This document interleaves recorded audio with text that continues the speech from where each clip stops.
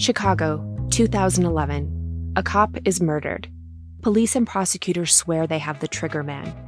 He swears he didn't do it. How far will each side go to prove they're right? Like it's just one bombshell after another, where you're like, what? The story of a PlayStation, a brain-eating amoeba, and the relentless pursuit of justice. Off Duty, out now. Listen wherever you get your podcasts. This message comes from Jackson. Taxes aren't something you can only think about once a year. With investments, planning for tax day is year-round. Fortunately, Jackson offers tax-efficient products. Visit jackson.com for more information on how our products can make your tax bill a little bit less painful. Jackson is short for Jackson Financial Incorporated, Jackson National Life Insurance Company, Lansing, Michigan, and Jackson National Life Insurance Company of New York, Purchase, New York. Howdy, howdy, ho, and welcome to Fantasy Fan Fellas. I'm Hayden, producer of the Fantasy Fangirls podcast and your resident lover of all things Sanderson. And I'm Steven, your bookish internet goofball, but you can call me the Smash Daddy. And we are currently deep diving Brandon Sanderson's fantasy epic, Mistborn. But here's the catch. Steven here has not read Mistborn before. That's right, hey. So each week, you'll get my unfiltered, raw reactions to every single chapter. And along the way, we'll do character deep dives, magic explainers, and Steven will even try to guess what's next. Spoiler alert, he'll be wrong. Newsflash, I'm never wrong. Episodes come out every Wednesday, and you can find Fantasy Fan Fellas wherever you get your podcasts.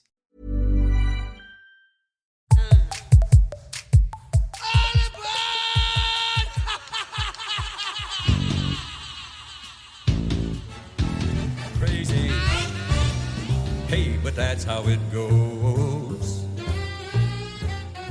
Hello, and welcome back to the Psych Legal Pop Podcast. This is a podcast where we talk about popular culture through the lens of an attorney and a therapist. I'm Tess Brigham. I'm the therapist. And I'm Brooke Brigham. I'm the attorney. And today we are discussing the life of Ozzy Osbourne. And we could not have this discussion without producer Steve here, who's a huge... Are you more of a Black Sabbath or more of an Ozzy, or are they equal to you? Black Sabbath. Okay. Yeah. All right. So we're going to talk about, as everybody, if you've been living under a rock, you know that Ozzy passed away on July 22nd of this year. And, we wanted to talk about him, his life, and what he's accomplished, as well as for us, he's one of the first reality stars. The show, The Osbournes, was groundbreaking, and it came out in 2002, and it was only out for 3 years. It was filmed, it was 4 seasons, but it really did make a huge impact. It was the first celebrity family reality show. Like there had been The Real World and some other stuff, but this Survivor was and stuff like that. Yeah. This is the first time a celebrity family let us into their homes. Yes. And it remains today the most watched show, the highest rated show on MTV ever. Really? Yeah. Oh, wow. So anyway, and how being on that show, how that introduced Ozzy to other generations and also introduced Ozzy to people that didn't follow the music at all. Suddenly everyday people, people that weren't Black Sabbath heavy metal fans knew Ozzy Osbourne and were fans of him. So, yeah. All right. So where should we start? I was going to say, there probably wouldn't be the Kardashians without Ozzy Osbourne, right? Maybe not. In terms of reality shows. Well, yeah. I mean, they opened the door for it, and because they weren't afraid to do it, because they're kind of, the whole family's kind of like, they don't give a fuck, and so they probably said, sure, why not? Whereas other celebrity families were so guarded, and but then once the Osbournes did it and they saw how successful it was, they were like, oh, well, maybe we can do that too.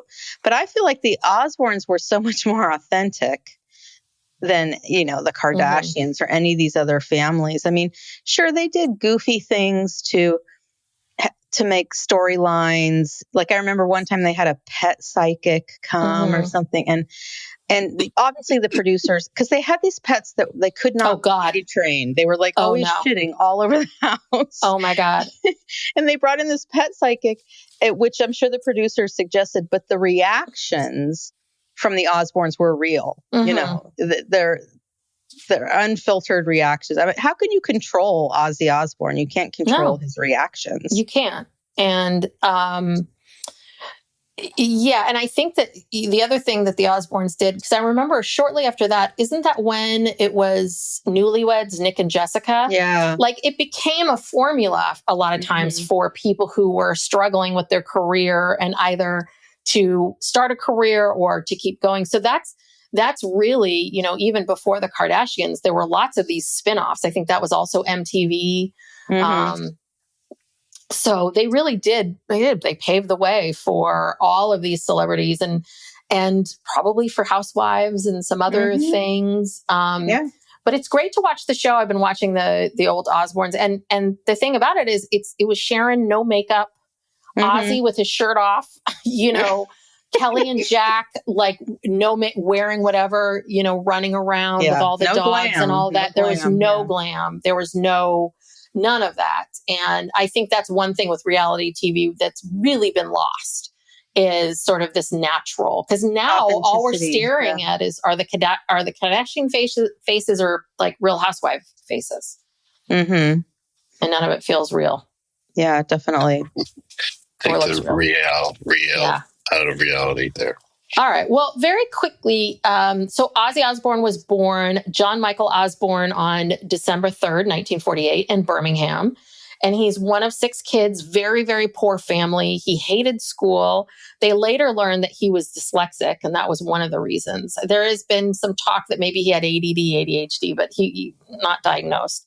So he ended up leaving school at 15, was kind of bebopping around, not doing much of anything. And at 17, he got convicted of robbing a clothes store. So he spent 6 weeks in prison, and that was enough for him to be like, I don't want to come back here. I hate this. And then his dad, I guess, bought him a PA, which I didn't quite know what it was. He bought him a guitar. Was it a guitar and a PA? And apparently at that time, if you're a singer and you have your own PA, you're very desirable. And he had put a sign up at some area in Birmingham, some music store in Birmingham, like Ozzy needs a band. I have my own PA. And that's how he met Tony Iommi. Yeah. Geezer. Isn't that an amp? Isn't a PA an amp? Yeah. PA is like, well, it's like the microphone, and then it goes into something and speakers, and Okay, so no guitar. Yeah. So it's just the speakers and the microphone. Okay. Yeah. Got it. But apparently that's a big deal. Essential, right? Yeah. For any band, like, we have one at our practice space, and that's what we have to, everyone has to use it. So it's important. Okay. And so that's how he ended up in, Black Sabbath, that went through some iterations. But honestly, it didn't seem like they struggled. He didn't really struggle. I mean, he was born in 48. Black Sabbath really took off, in 69. Like, he really made it big pretty early. Quickly. And as everyone knows, he's had a tremendous, terrible drug problems, alcohol problems, could not control the drug and alcohol problems. Tried to, there was a famous story of him trying to kill Sharon one night and going, sitting down and telling Sharon, like, one of us has to die, and he's trying to strangle her. And he has no memory. He wakes up, he woke up the next day and was like, why am I here? Why am I here? So he wasn't able to remain sober, back and forth. And then he started his own, he sort of defied the odds, and then was able to start his own solo career that was actually, some say, bigger than Black Sabbath. And so he got kicked out of Black Sabbath. Yes. Because he couldn't control himself. Yeah, because of the drinking and the drug use. I guess they were all using, but they could maybe control themselves a bit more than Ozzy could. So it was also excess. Yeah, it was also, as a young man, was very attractive. Like I was surprised. Like, I've seen pictures of him when he was younger, but like seeing all these photos going back. Yeah, I mean, he was really, and he seemed like this really sweet guy. Like he could not. He was just an addict, and he could not. When he was high or drunk or whatever, he just couldn't control himself. And Yeah. No, I think he was a very shy kid. I think, he talked about how poor they were. They didn't even have a bathroom inside their house. Yes. They had no running water. Yeah. And so he had like 3 older sisters and 2 brothers, and it was him. And I think that he was just this sweet, shy kid that could never kind of gel in school, didn't feel like he was part of it, and really sort of lucked out by finding music. But you can see very clearly he used drugs and alcohol as a way of like having fun, but also loosening up and talking to people. And but he couldn't do it. Mm-hmm. It made him crazy. Like he became another person. So that I'm going very quickly through all of this, but that morphed into, after 1979 was Blizzard of Oz. And that was the album with Randy Rhoads. And then I guess he wanted to play Lollapalooza, and Lollapalooza was like, no, we don't want that. We don't want you, Ozzy. So Ozzy's like, well, forget it. Then I'm going to start my own thing for heavy metal called Ozzfest. And Ozzfest was known to feature heavy metal groups and people that, helped them get their starts and being part of Ozzfest. And then as we talked about after that, the big thing was he and his family decided, let's do this little reality show. And that changed everything. I don't know how much, since the reality show has gone off the air, I don't know how much we've seen of Ozzy. I know he was still touring and performing, but this last final concert was sort of the last time I remember hearing people really talk about him that much. Maybe I'm wrong, but yeah. And tell us, Steve, about that final concert they just had like a month before he died. Like, no, it was like 2.5 weeks or something. Oh, okay. Mm-hmm. Yeah, like who was there and who performed, and was it like an all-day thing? Yeah, it was. What was it called? The End, or now the End like of the Beginning, tour or something. Well, yeah, and it was set in Birmingham, which is where he's from. Birmingham, so that and where Black Sabbath, England. Let's be clear. Not Alabama. Yeah, exactly. Yeah. So first off, I'm really regretting because they put up. They said, "Oh, you can stream it for $29," and I was just thinking, "Oh, Sharon's out to get some extra money here," God, but I don't blame Sharon for everything. Well, she's the boss. But then I realized, it's all they're making tons for charity. So I'm really regretting actually not buying the stream and not watching it. It's actually going to be in movie theaters soon. I just heard, which is kind of cool. Like a lot of bands played like that, have been like, influenced by Sabbath and like, or played Ozfest over the years, like bands like Tool, Lamb of God, I wish I had the listing in front of me. Actually, it's so many, I just can't remember right off the top of my head. But a lot of these, Slayer, I think too. Slayer hasn't been back together in a while too, but they, they've been playing a couple here and there, but they broke up many years ago.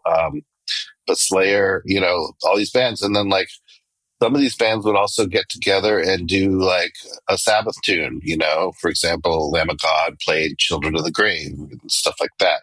So, and it was like supergroups. I heard Jack Black maybe did a remote version of Mr. Crowley or something. I think he was there. Or he was there. I feel like he was there, yeah. I wish I saw it. And I refuse to watch clips on YouTube because it's usually some dude on his iPhone. And I'm like, I don't want to watch it like that, So I still haven't even seen any of the Black Sabbath stuff, too. Which, did the members of Black Sabbath, were they there? It was all them. And it was Bill Ward, too. And Bill Ward has not played drums with them for probably over 20 years. So Bill Ward was the original drummer. He had a lot of major alcohol problems, too. So when they reunited, I think for the first time, and that's the time I actually saw Black Sabbath with Ozzy for the first time. I had seen Black Sabbath with Dio, and I saw them with Ian Gillan, who used to be the singer of Deep Purple. I saw them like when I was a kid a long time ago in their other iterations when Ozzy wasn't in the band. But I finally got to see them in San Jose when they first reunited. And I think Bill Ward was playing drums with them. But then that didn't last long, so they started using other drummers. I think at one point they were using the drummer from Rage Against the Machine too. But this was like the first time in many, many years they had Bill Ward back on drums, and it was all 4 of them. And they only played, I think, like 4 or 5 songs. Yeah, no, that was a thing that apparently he only played, I think, 3 songs. And I don't know if they played them all the way through. So basically, I was just watching this thing they were talking about. As we know, Ozzy was diagnosed with Parkinson's. And I can't remember how long ago he was diagnosed with Parkinson's, but it's probably like 3-4 years. It was Maybe like during the pandemic. 2018, I think. Oh, wow. Oh, okay. 2018. Okay. Oh, wait. So, yeah. Okay. So I think he, and from what I've seen and read, he basically was, in these last couple of years, which again, I don't blame him, which is, I don't want to end up in a hotel room somewhere, dying. I want to be home with my kids, my grandkids. And so he's been home, but he decided to be part of this. I think he really knew that this was his last time. And I heard that he apparently stopped taking a lot of the medications that he has to take for the Parkinson's because it interferes with his memory and speech, and that he really, he worked very hard to get himself to this place.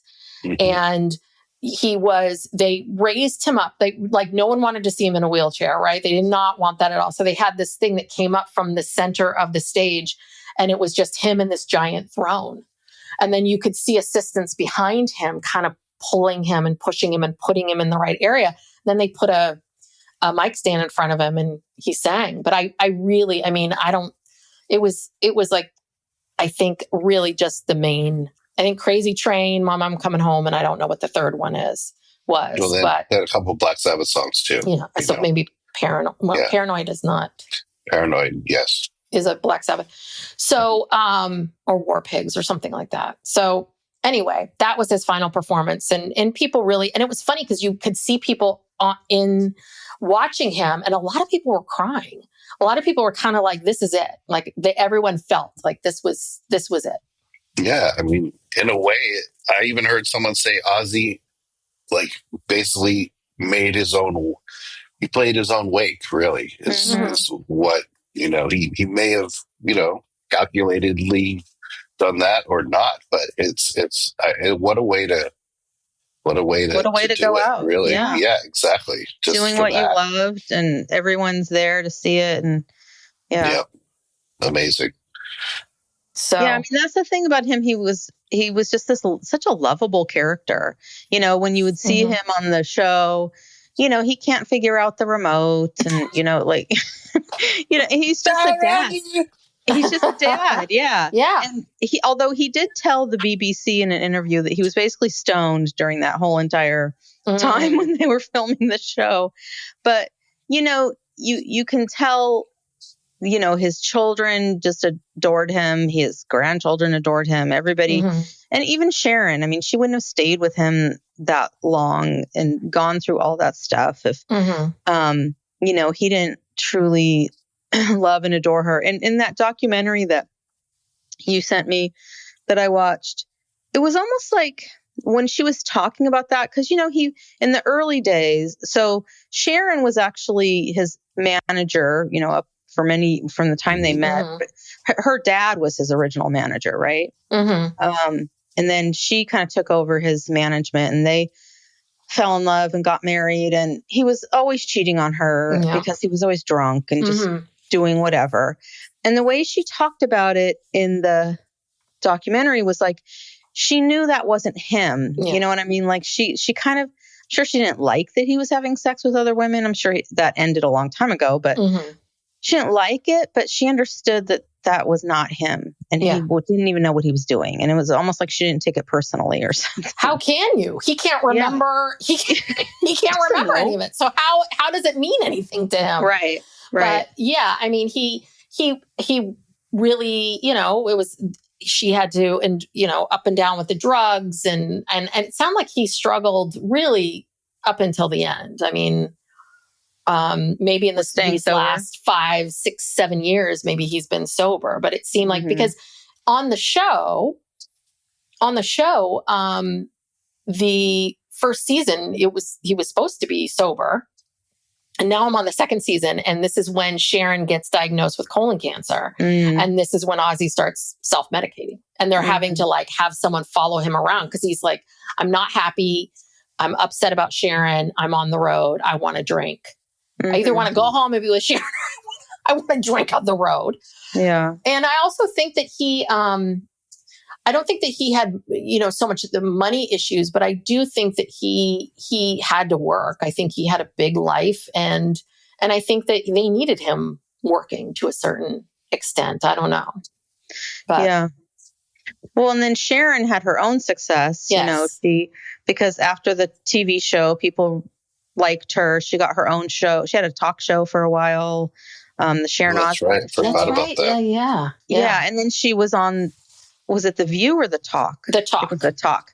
She was on The Talk for a while, and I think she's, she started, making her own money and having a lot of success because people liked her. And the same with Kelly and Jack to a lesser extent, but, they kind of, started, people like them. They're making money. The one sister who, I think this is so interesting, the oldest child, Amy, between the two of them, Ozzy has two older children from previous marriage that I don't even know their names. It's very annoying. I didn't even know that. Yeah, the son Lewis, I think, is he was on the show. Of the Osbournes. I think he mainly lives overseas, right? In England. I think. But there were all these press things sent out where it was written by Sharon, Amy, Jack, Kelly. Do you know what I mean? I'm like, you're not even going to acknowledge his two oldest. You don't have to acknowledge the ex-wife, but acknowledge his two oldest kids. So I thought that was really odd. And then the daughter, Amy, she refused to appear on the TV show. And she was fairly young at the time, maybe like 18. Late teens. Yeah. And she basically said, no, I'm not going to be any part of this. And she criticized her family for doing it. And she's remained very elusive to this day. I just recently saw a video of her, since all of this stuff, since Ozzy died and all this happened. But I thought that was interesting that at such a young age, she just took such a hard line. And maybe she was always embarrassed by her family or something. Well, I don't know. The one thing that I didn't realize is how close in age those three are. So they're all about a year apart. So when the show started, I think Kelly was, 16 going on 17. Jack was 15 going on 16. So Amy was 17 going on 18. Kind of, having to live. I don't know where she was. They would talk about where Amy. did they put her? Yeah. But the other thing was, and I thought that the whole reason why she said no was she wanted to be a serious actress. And at that time, you don't go on a reality show if you want to be a serious actress, which is kind of the same today. But it has changed. God, Kim Kardashian's getting acting work. So, that's the thing. Meanwhile, 20 something years later, we don't even know who she is. Maybe she should have been on the show. Well, what I always thought was interesting was that I would think that after the first year and it was so successful, I think I would have jumped on the bandwagon when she would have been like, okay, I'll move back into the house and start filming. She would have gotten some criticism for it, but at least people would know who you are. But maybe that's not what she wanted. And I think, it seems like Kelly very much wanted to be in front of the camera, and Jack, we don't see him as much because I think he's a producer, and I think he does everything behind the camera. I don't think he ever really was into, being a star. Yeah. But then I think Jack did a couple shows afterwards. So he did a travel show. He's done travel. Yeah, he's done quite a few things. Outdoor stuff, I think he lives in Idaho or something right now, or Montana or something like that. Yeah. Yeah. There were some offshoots of that. After the Osbourne show ended, they had a couple of, And he produced, I think he made that documentary. Yeah, he did. He did. Yeah. So I don't know a lot of what Jack Osbourne's done that's not connected to his father or his family. So, again, I don't know if he's gotten straight jobs that have nothing to do with the family at all, or if this is what he's been doing. But I think this is how he's, this is his career, is producing. Yeah. I thought it was interesting that, we were kind of talking about this right before we started recording, just about how he permeated our culture with all different generations and types of people. He wasn't just like this heavy metal. That's how he started. And everyone, kind of knew about him because of the thing about, I always thought he bit the head off of a bat, but in that documentary it was a pigeon or something. It was a dove. So I found, so in 1981, he bit the head off of a dove at CBS Records, and they were going to release the doves, but I guess he was high. So he grabbed a dove and ate the head. And then in 1982, someone threw a bat on the stage. He said he thought it was rubber, but it was alive. So then he bit the head off of that, and the bat bit him, and he had to get rabies shots because he had rabies. Oh. Yeah, I mean, that's always the thing that always came up when Ozzy Osbourne, the bat and everything. But yeah, like in that documentary, they show it. There's a White House Correspondents' Dinner where George W. Bush and Ozzy Osbourne's here, and like in this, after he passed away, all of these young artists were paying tribute to him. Like Lady Gaga did this tribute at the end of her LA show. And there was videos all over TikTok of people playing Crazy Train and, percussion and like all these different styles of whatever. Young people, you know, that kind of surprised me. I have a prop actually. Okay. This is for our YouTube. Yeah, you can't really see it, but it's an Ozzy action figure, and it says, complete with custom tie rim and headless bats. Wow. So it's got up here, you can see, you can't really because the camera's sterile, but you can see little headless bats in the corner. So, and that's significant because when Steve and I moved in together, Steve sold all of his toys. So for you to keep that toy, that made it. It's important. Yeah, exactly. that made it all the years. It was part of my shrine last week, or when he passed away. I made my own little Stonehenge with Ozzy records and all the stuff I own. So yeah, and it's like it's almost funny to say that this whole thing about heavy metal. Because, back in the 80s, 70s, whatever, when everyone thought this was the devil's music and they're putting warnings on it, you look at it today and it's like, this is tame. It's so tame when you think about, rap music. And, it was the precursor to just sort of modern rock, anything, from the Foo Fighters to whoever. I mean, it's angst music, it's just kind of like, you want to get it out kind of music. Well, one thing that I didn't realize was that Black Sabbath was considered very heavy metal, and that when he went solo, that his solo work, that they sort of, it seemed like this is why he was successful, was that when he went solo, he kind of didn't stick with Black Sabbath. What he did was he did an offshoot of that.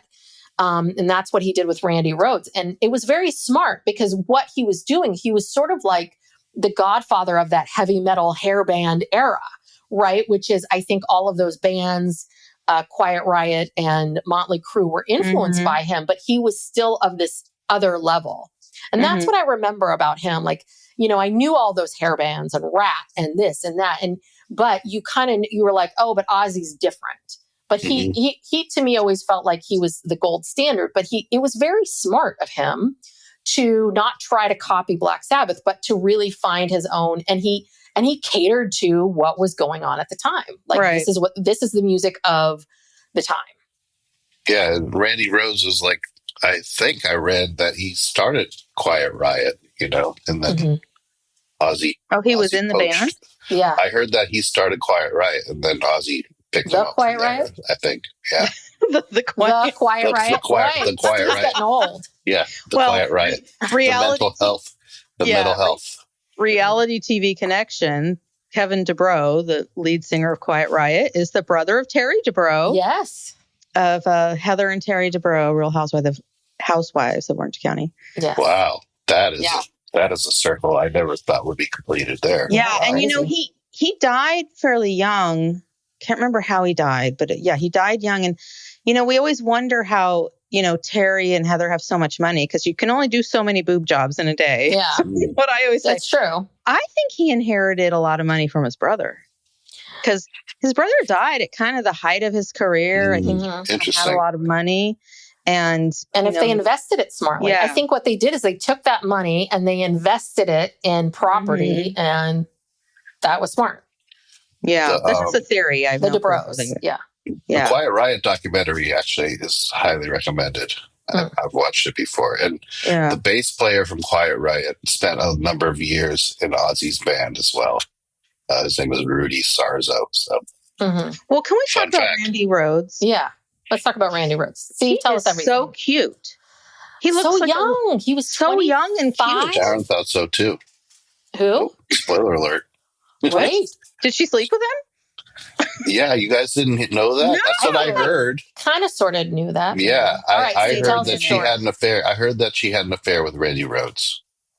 Oh, that would have killed Ozzy. That would have been that of all the things, I'm sure. Because I'm sure she remembered it. There's a Randy Rhoads documentary, which I have not watched yet. I don't know if it's in there, but I've heard from a number of people. I mean, I don't have a fact check or anything, but I've heard that Sharon and Randy Rhoads did have a little Oh fling. my, that's very scandalous. That is scandalous because she's, well, I don't know. I guess I don't know how old she was at that time because he died at 25. So they must have had the affair when he was like 23, 24 or something. What? Yeah. I didn't understand. I knew he died in a plane crash, but why was the plane crash like right next to where they were staying? What, he was coming in on some private plane and they crashed. I didn't understand that from the documentary.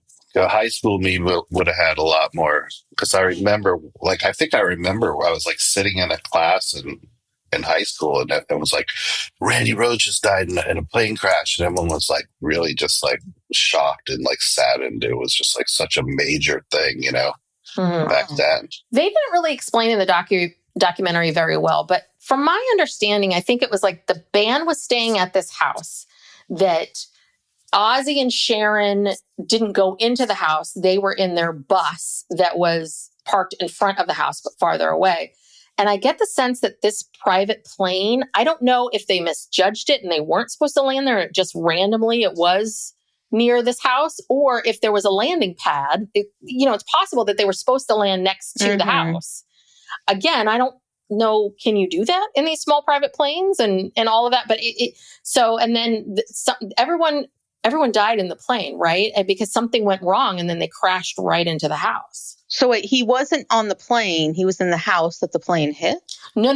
Randy was in the plane. I don't know who was in the house. Maybe whoever was in the house probably died. But Sharon and Ozzy survived because they never went into the house. They stayed in the bus. And that was the thing. If they had gone in the house, done. They would have been gone too. Wow. So. Wow. But and then Ozzy had this really bad ATV accident, which I didn't remember, but apparently he almost died. That was during the show, during the Osbournes. Was it? That happened towards the end. That was one of the things about the show, the Osbournes, which was that the show started. It was this huge success. It was huge. And then Sharon gets colon cancer. And that was one of the things they talked about was like that they dealt with a lot of heavy duty stuff during the time that they were doing the show.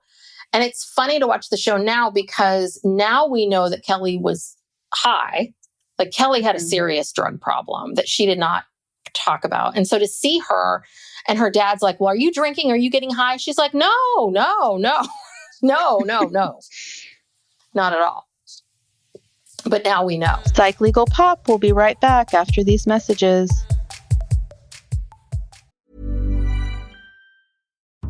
Chicago, 2011. A cop is murdered. Police and prosecutors swear they have the trigger man. He swears he didn't do it.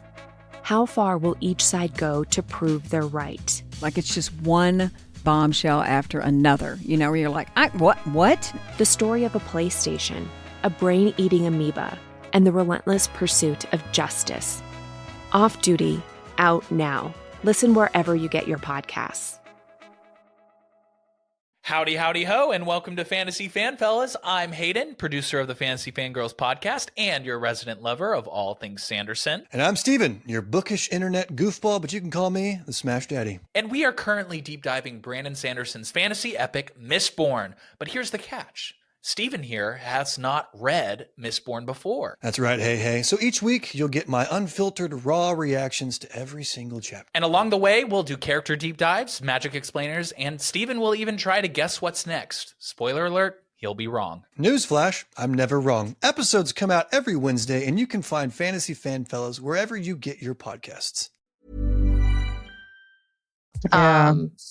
And she had, again, she had a pill problem before that became like before kids were stealing Oxys and Vicodin from their parents. She had a serious, I don't know how many pills she took a day, but a serious pill problem for I don't know how long, but I think she was high for a good chunk of that time that they did the show. Well, yeah. And also in the documentary, they talked about before the Parkinson's, he was actually diagnosed with MS. Yeah. Because he always had this kind of weird gait. Yeah.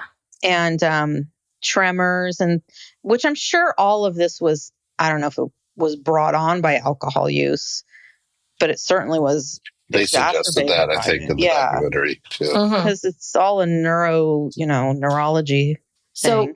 Yeah, because in the show, Ozzy says, I'm 52, which is how old I am. So he's, when they were shooting the show, he's 52, 53.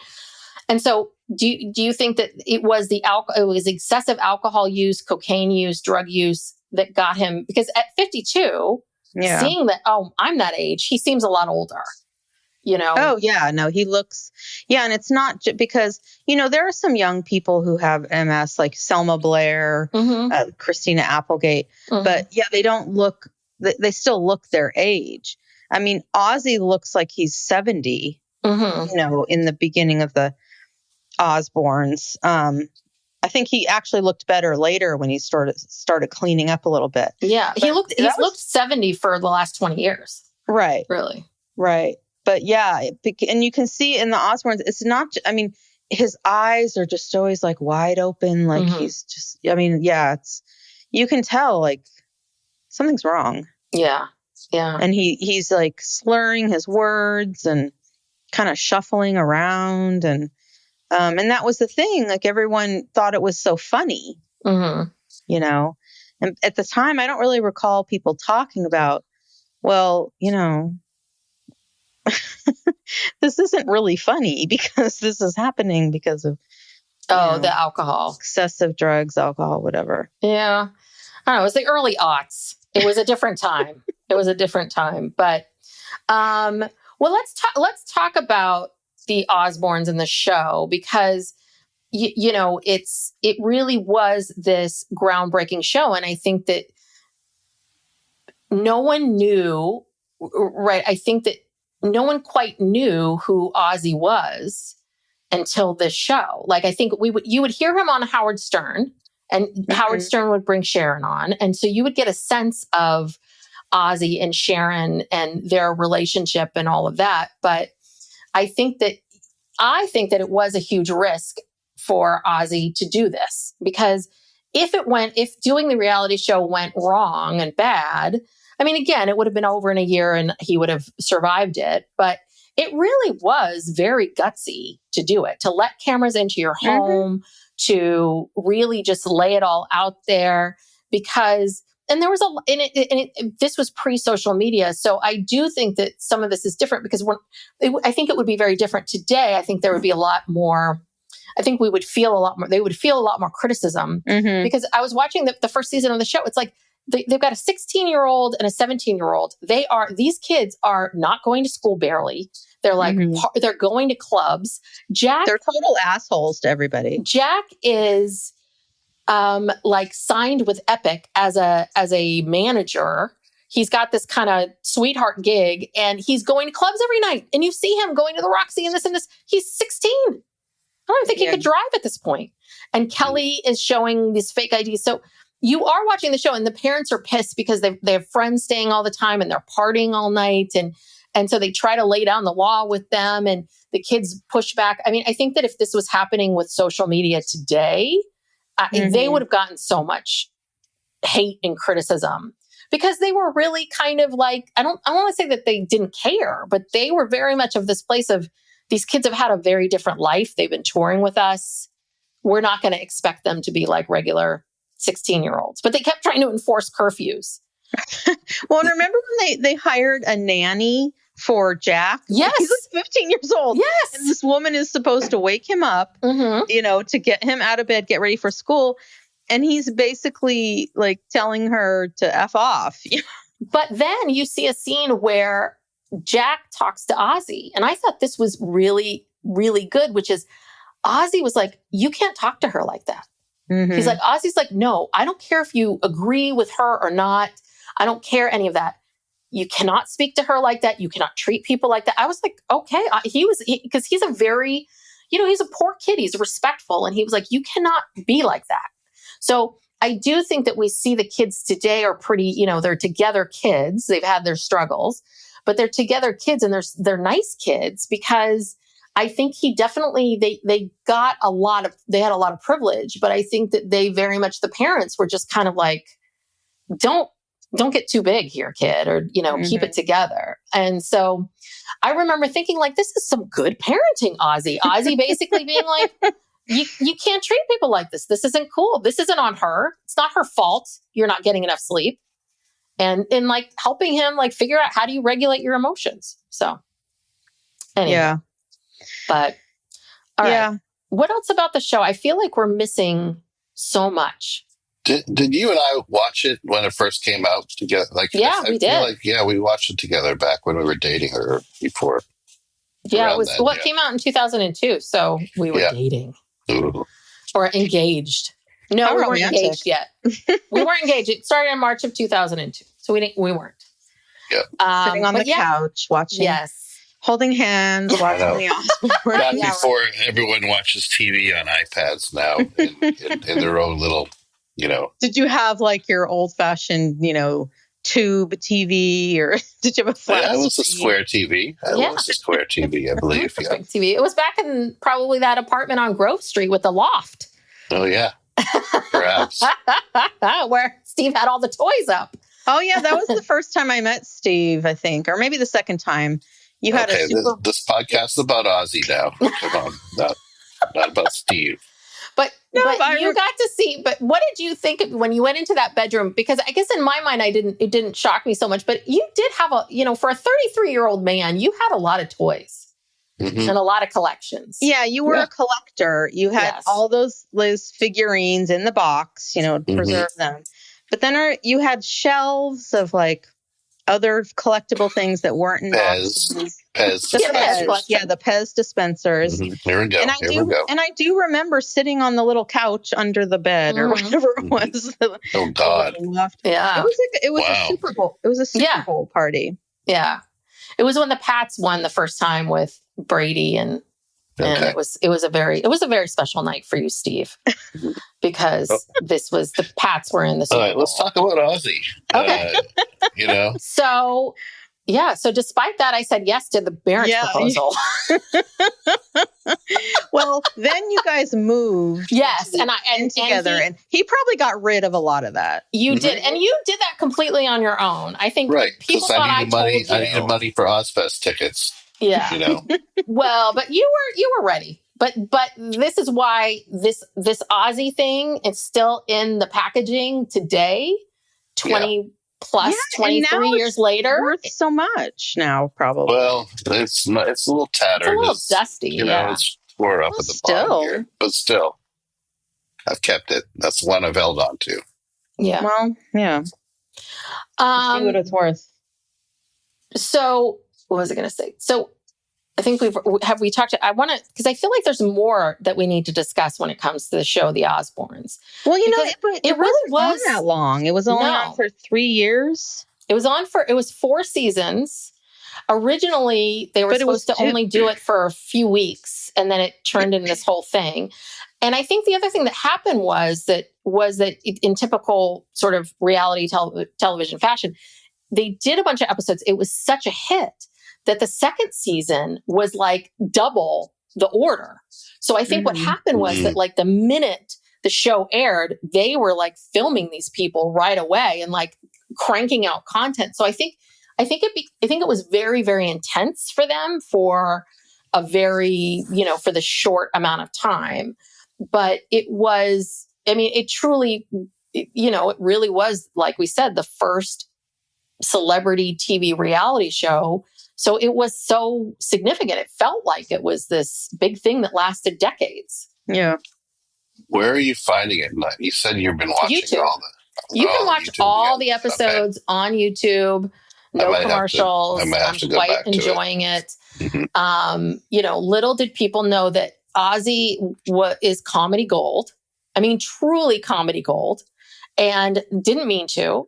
Mm-hmm. And and then there's these through lines of the show where he cannot figure out how to work the TV, that he hates, he's mad at the animals.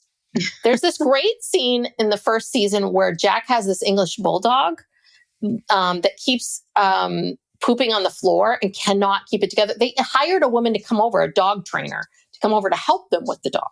So much. So finally, Sharon's like, you are not taking care of this dog. This dog's a nightmare. I'm giving the dog away. And so she gives the dog away. Ozzy intervenes and says to Jack, listen, I know you want this dog. We will give you the dog back, but you have to, watch this dog and really take care of him. And Jack's like, yes, yes, yes. So Jack, and then there's this whole thing where they show him playing with the dog and they're together. And then the dog gets out of the pool. He walks around the side and all of a sudden he goes, bleh, and he pukes up all of this vomit all over the place. And you're just like, oh my God. Oh, this isn't good. Like the dog was back in the house for 1 hour, a couple hours. Yeah.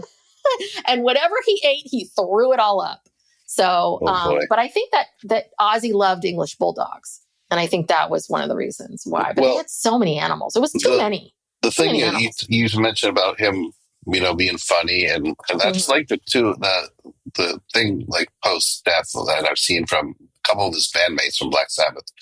They basically said he's like lovable and he made them laugh all the time. And that's it. And that's anyone who's met him says that about him. It's like, no, there's none of this evil stuff. He's like, they said he's just lovable and he liked to just make people laugh, and he had a great sense of humor. And that's a through line I learned, I didn't know that.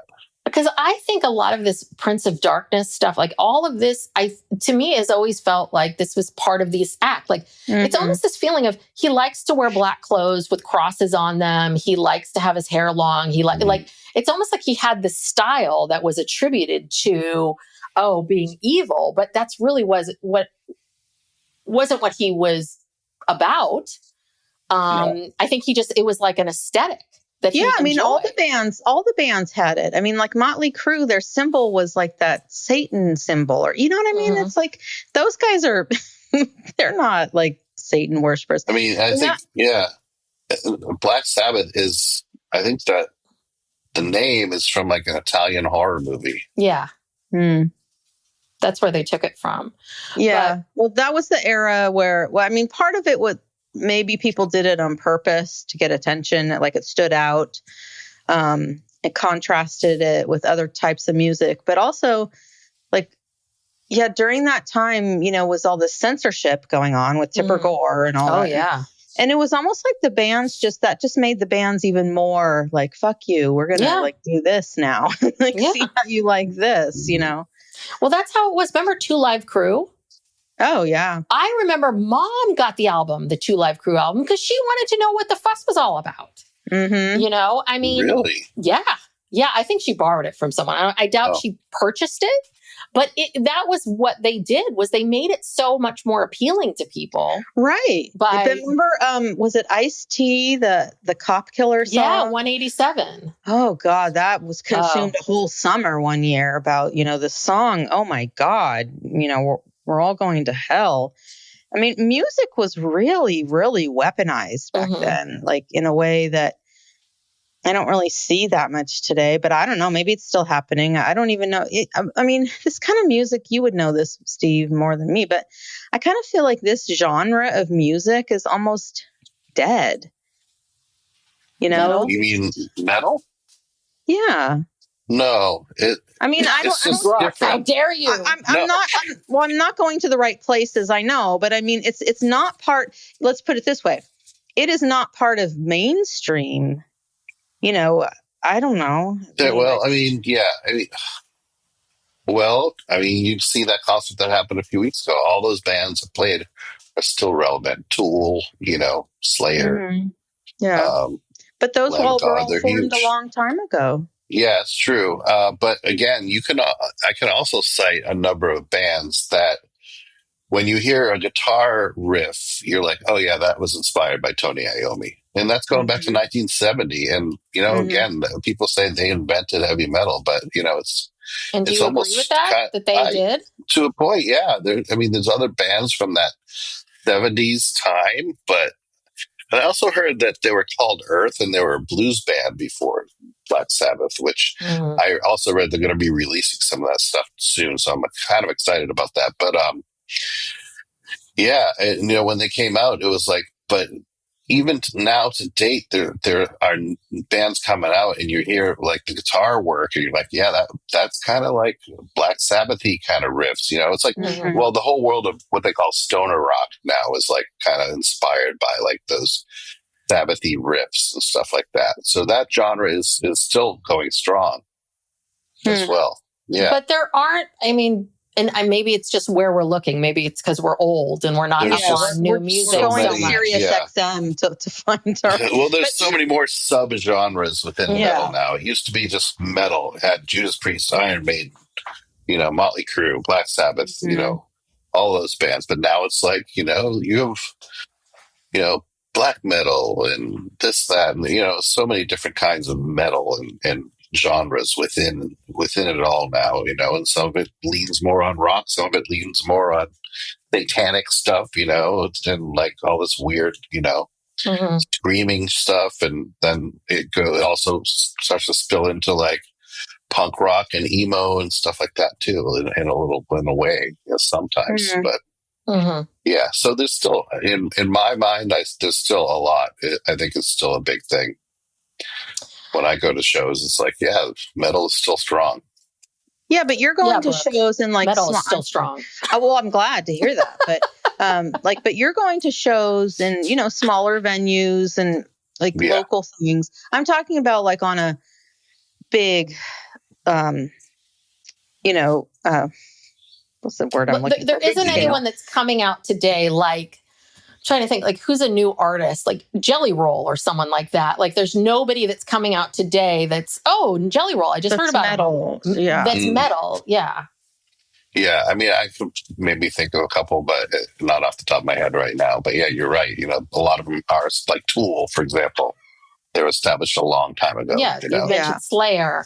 Like even they said that Ozfest helped Queen of the Stone Age. Queen of the Stone Age.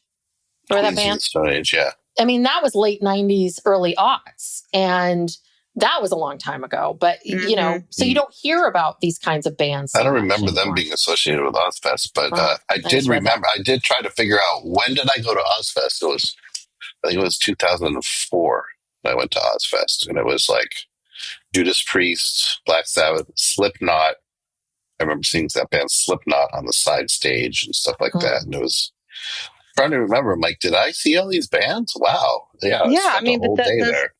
Yeah, those are old. Those are all bands established in the 80s or 70s. Yeah.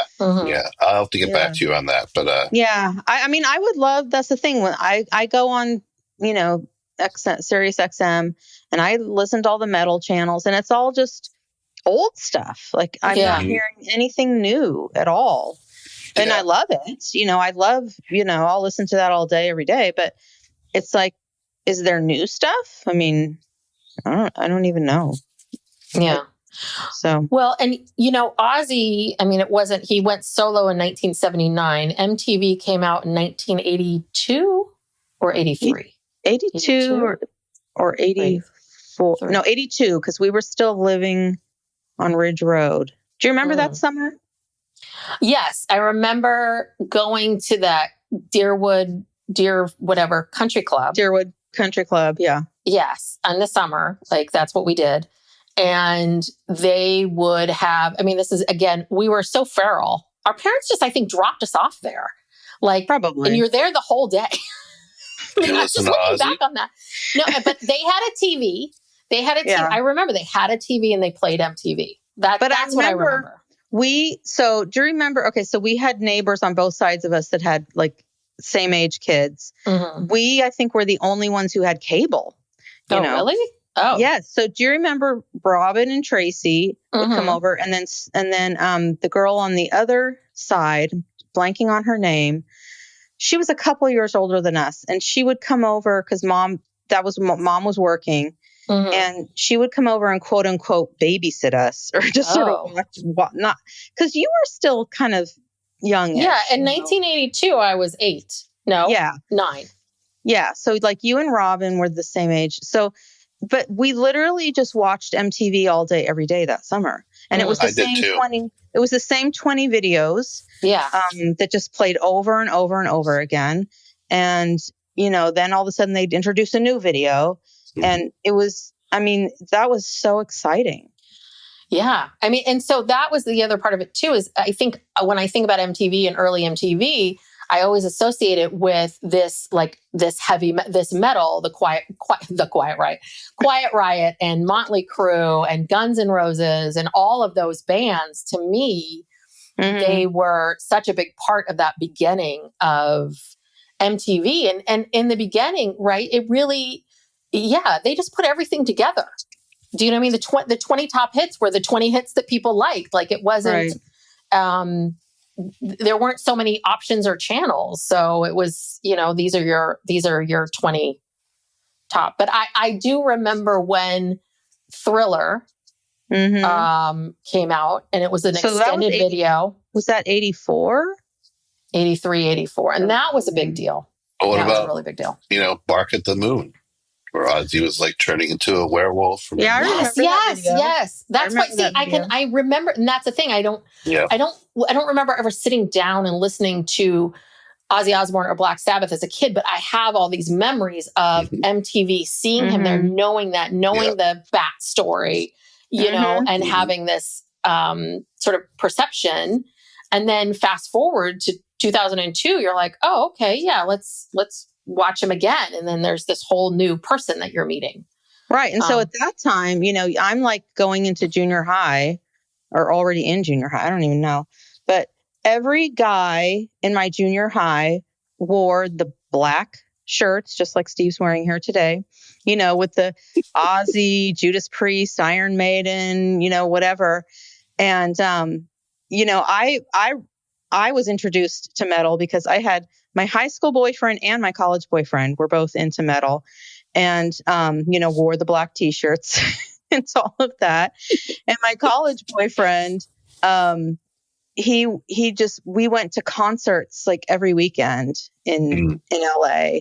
And I have seen all of these people. You've seen the Motorhead, the Judas Priest. I saw the Motorhead, Lemmy. I've seen all of them. I mean, because they were just constantly coming through, like we were talking about, to the amphitheater, Irvine Amphitheater. Went to Irvine Amphitheater all the time, Santa Monica Civic Center.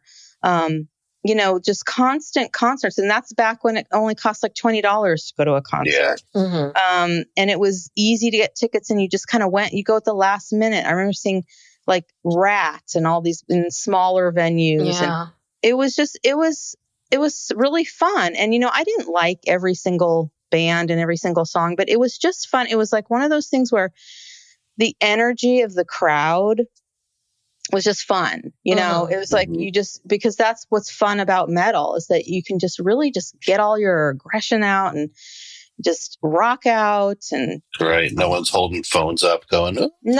No. I mean, well, now they probably do, but Brooke and I have already complained about this. I know. Those were the days, my friends. Yeah. Yes. It was, we sound like a bunch of old Bettys, but it's like, that was just a different time. But be here now. We were there. We were being present. Right. I mean, I think that is, as much as I enjoy the TikTok and seeing all these concerts, at the same time, I really do feel like you're not be here now. Like you're not enjoying your life. Like stop, put the phone, a picture or two is fine. But like, these people, the whole time, they're holding their phone up the entire concert. Like, what are you going to do with this? Who are you going to show this to? Are you ever going to watch this again? No. Right. Nobody gives a shit. Yeah. That's why I don't want to watch any of that footage from the last concert that took place a few weeks ago.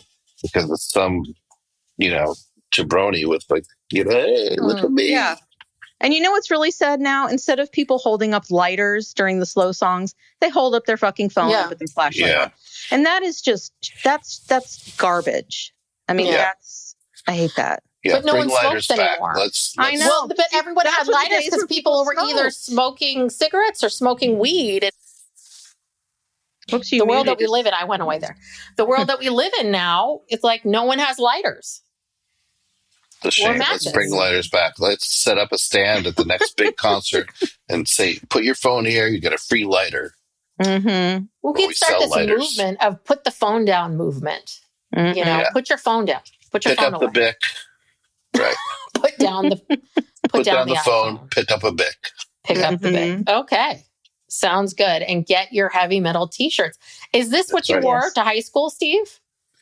What? No, this is I got this. I know not that shirt specifically, but I mean, is that how you dressed? Did you? Yes. In high school, were you like wearing the black rock? I was. I was kind of the metalhead, you know, sat with all the other, you know, kind of rejects who were also in the metal at the corner table. In high school, we were the cool people. We played in Battle of the Bands and stuff like that. You called yourself a reject. Yes. Are you a reject or a cool guy? Both. I mean, because we weren't, you know, there was like the jocks and stuff like that. We weren't them. We were in the corner. And we just talked about Black Sabbath and Led Zeppelin and stuff like that. Mm-hmm. And, you know, this time, like, I mean, there was when I started playing guitar, like in high school before, there was a time where I had a Black Sabbath songbook and I learned how to play almost every Black Sabbath song on guitar.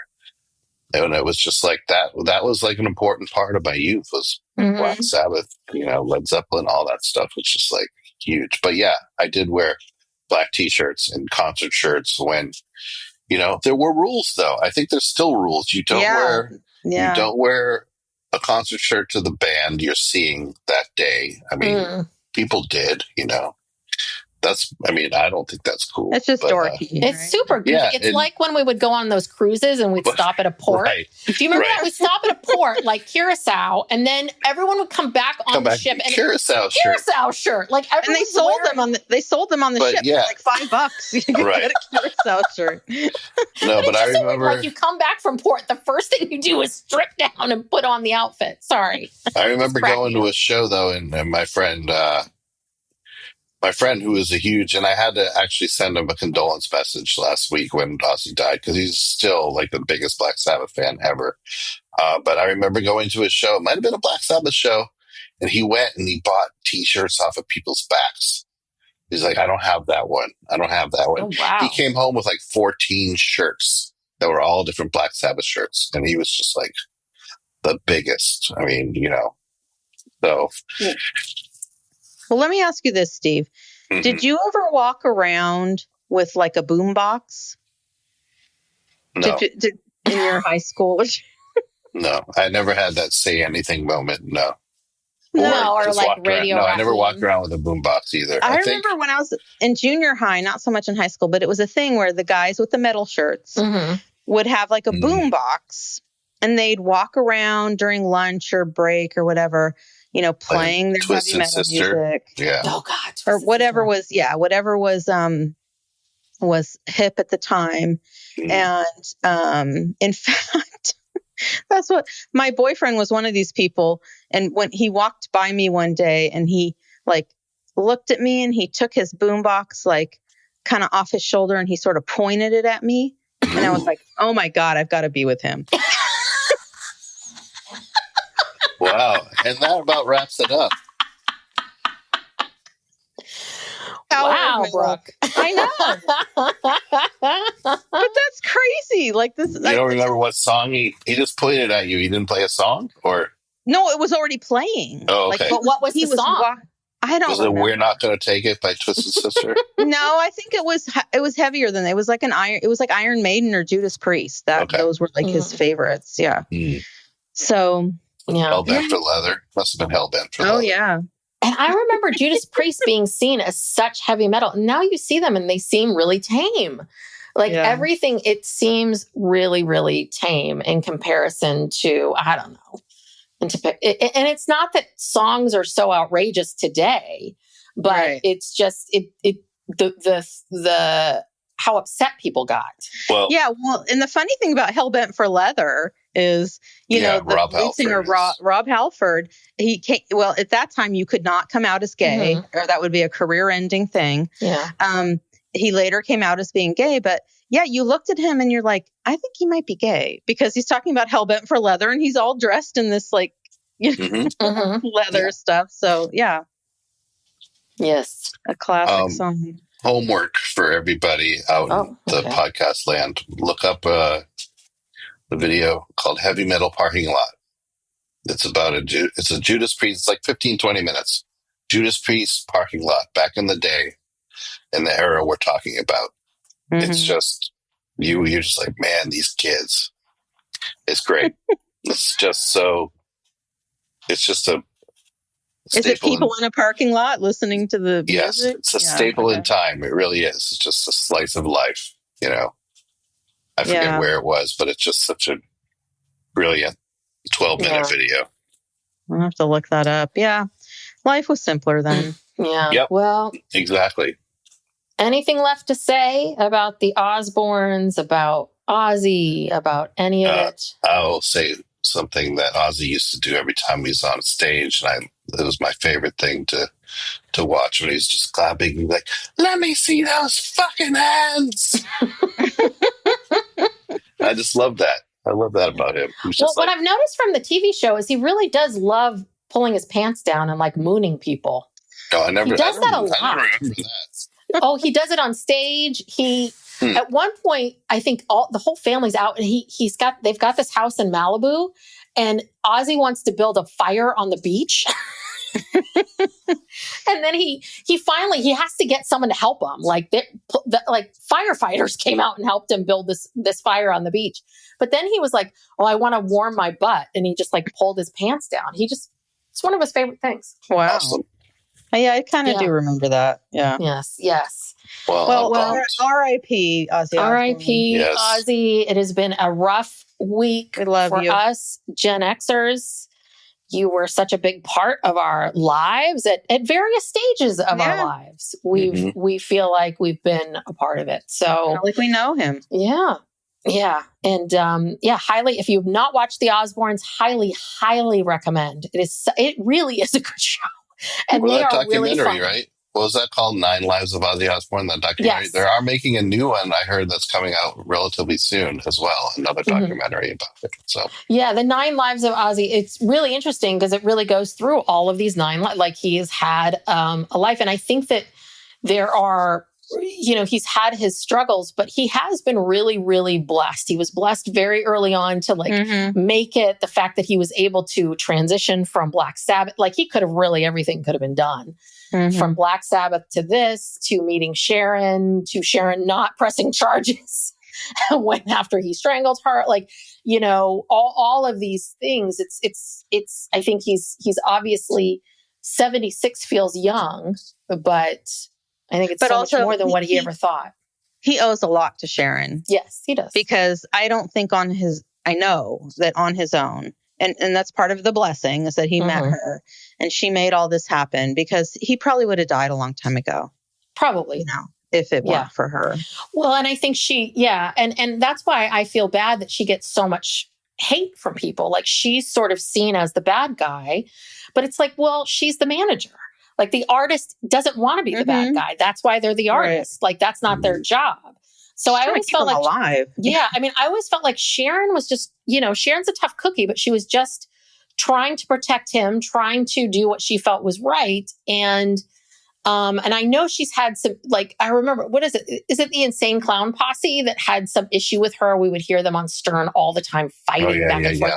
But she always, I felt like, got a lot of hate for just doing her job, which is to keep him going, keep him alive, keep him, and it was always kind of like, oh, you're making him work. It's a little bit like, no, she's working too. They're all working, it doesn't work like that. And Sharon obviously has had, I think she's the one that's been earning the money for the last 20 years, right? I mean, I haven't seen Ozzy on stage. Sharon's the one that works nonstop. You actually, at the beginning of this, you asked, what has he been doing in the past? So, but he's done a lot, like his last record, I think, or he just put out a record like maybe 2 years ago. It had like Post Really? Malone and Elton John on there and stuff like that. It was like, and I think it may have actually won a Grammy too, or was close. And like, you know, so that was pretty big. Yeah. Yeah, sorry. He must get a lot of residuals. Hopefully, they make good deals. I mean, his music is out there. He's got a big catalog, and also now they're going to make a bunch of money. Yes. Well, the other thing too is don't forget that song. Forgotten the name of the artist. Get Low. Who am I thinking of? Get Low. Little John.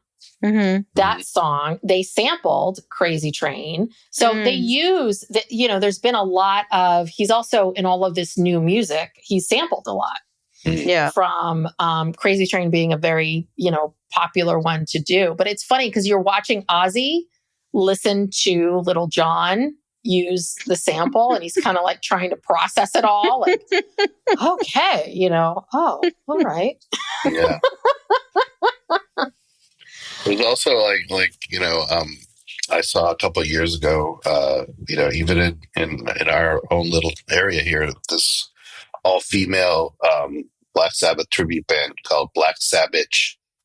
I feel like I've seen that. They're great. So, we'll have to make you both go if they come through again. But So, got to get back in the metal. Yeah, I got to get back in the metal scene. Yeah. Yes, you do.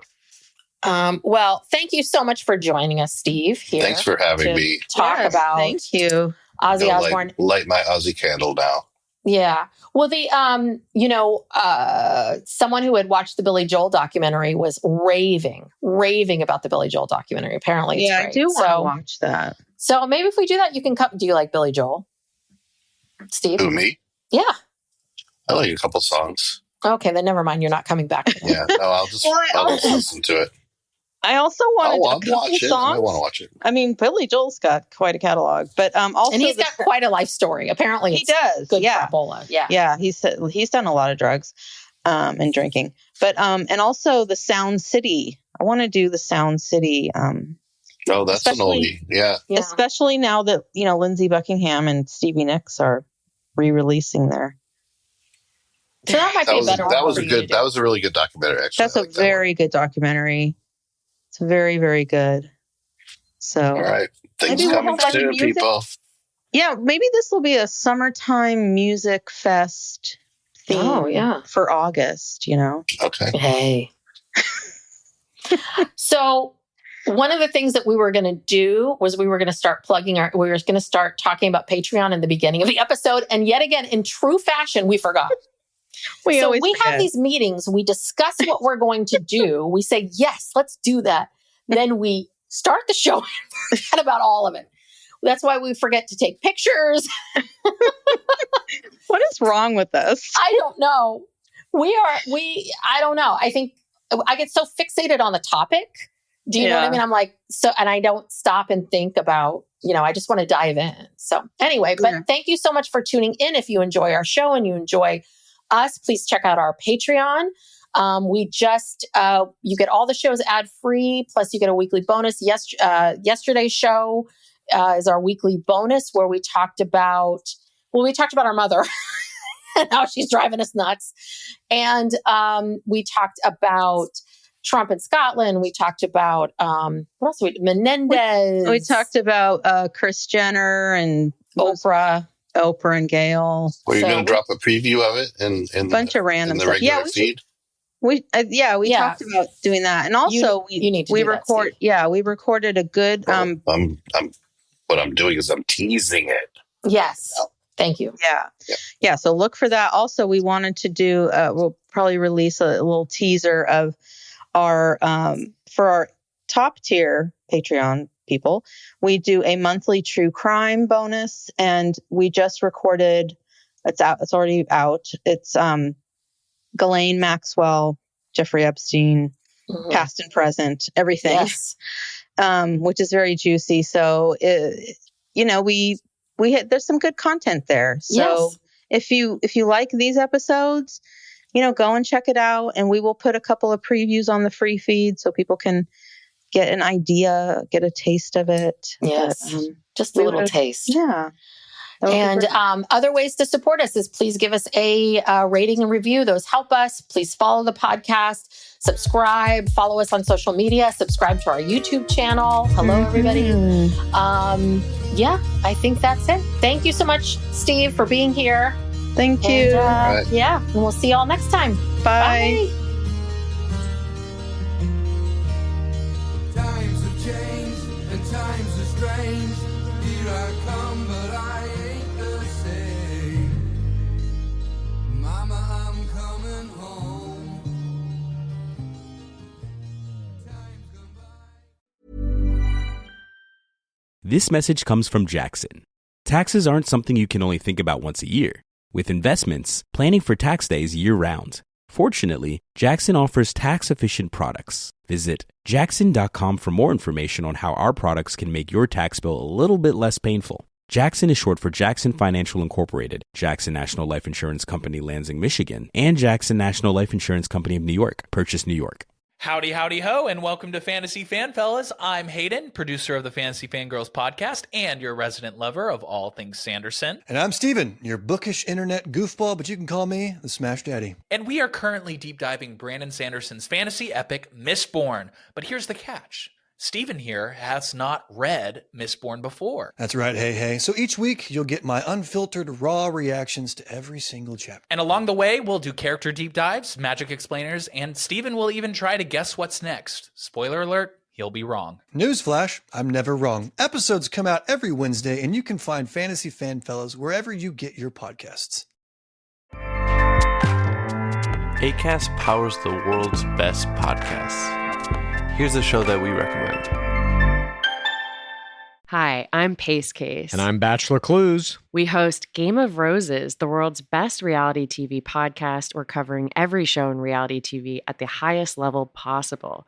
We analyze The Bachelor, Love is Blind, Perfect Match, Vanderpump, and anything else you find yourself watching with wine and popcorn. We break down errors, highlight plays, MVPs, and all the competitive elements that make reality TV a sport. And we interview superstar players like Bachelorette Caitlin Bristow and Big Brother champion Taylor Hale. If you want to know so much about reality TV, you can turn any casual conversation into a PhD-level dissertation. You definitely want to check out Game of Roses. Acast helps creators launch, grow, and monetize their podcasts everywhere. Acast.com.